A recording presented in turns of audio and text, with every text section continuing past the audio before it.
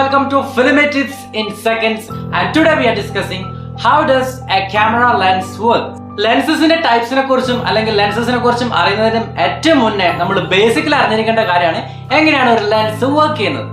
ലെൻസിന്റെ ഉള്ളിലേക്ക് ലൈറ്റ് വരുന്ന സമയത്ത് ഈ ലെൻസിന്റെ ഉള്ളിലുള്ള ഒരുപാട് എലമെന്റ്സ് ഉണ്ട്.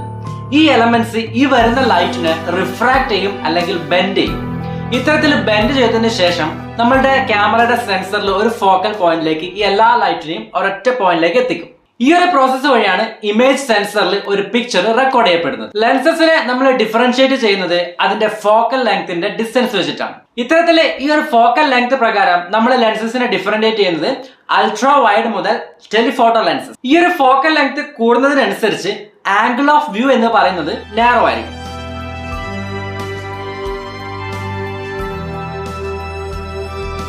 Next, two types of lenses are mainly വരുന്നത്.